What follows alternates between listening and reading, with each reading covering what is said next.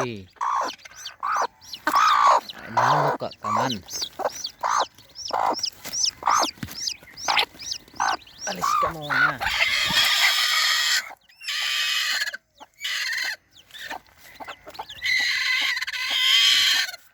So ayan guys, yung mga sisiw ng aking manok na ayan. Siyam pa lang yung napisa sa mga sisiw. Mayroon pang isang itlog na hindi napipisa. Bali 10 sila guys na itlog. Ayan. Tatanggalin ko na sana at ilalagay sa kulungan. Kaso may nakita ko na isang itlog pa na hindi na pipisa. Papisa pa lang siya guys. Kaya ibinalik ko muna dyan sa niya. Pinaglilimliman. Ilalagay ko na sana sa kulungan. Kaso nga lang hindi pa pala pisa lahat.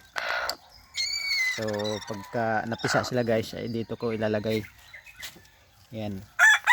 Dahil wala pa akong nagagawa na kulungan dahil sa sobrang napaka-busy natin sa trabaho.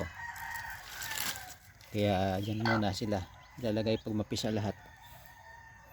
At bibilhan ko sila ng patuka ng sisiw. So yan guys. At dito rin yung isang manok ko naglilimlim. Ayan. Ayan. Yung pangalawang manok. Ito yung pinaka huli guys na na naglilimlim. Ayan yung mga mga balat ng itlog. Tinanggal ko sila guys kasi pag hindi tanggalin hindi mapipisa lahat. Kaya tinanggal ko yung mga balat kasi pag natakpan yung ibang itlog hindi sila mapipisa lahat. Kaya tinanggal ko guys. So ayan yung pangalawa kong manok na naglilimlim. Ito yung pinakahuli guys na na naglilimlim na manok ko. So ayan. Dahil sa napaka-busy natin hindi natin sila na gagawa ng kulungan. Yun po yung dahilan guys na hindi ako nakakapag-vlog dahil sa sobrang napaka-busy natin sa trabaho. Kaya hindi natin nagagawa ng kulungan yung mga manok natin. So ayan yung manok ng kapatid ko na Kal, yung manok na Maarte. Ayan.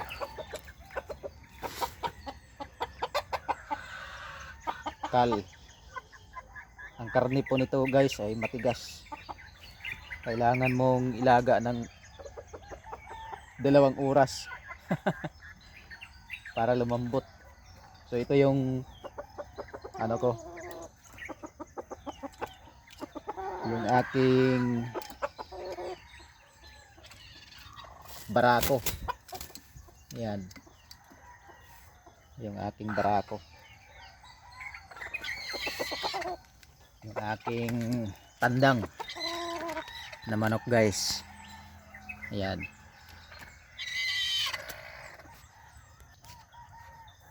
Ayan yung tandang ko guys. Napakaamo na niya. So tinalian ko siya guys kasi wala na siyang kasama. Hindi ko siya pinapakawalan kasi baka mawala. Mamaya makawali pa siya pag pinakawalan ko. Mapunta pa sa mga bahay-bahay. Maligaw. Sumama sa ibang manok. Kaya hindi ka muna siya pinakawalan.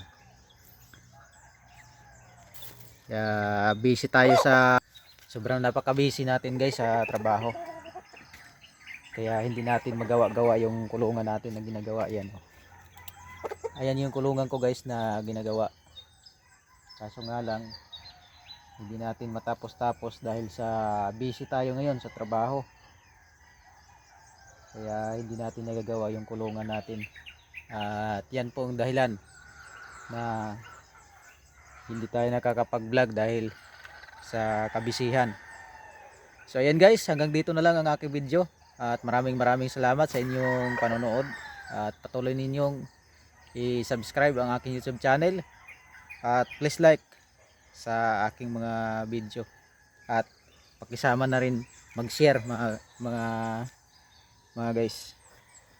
Hanggang sa susunod na aking video. Maraming salamat sa inyong panonood. At ingat po kayo palagi.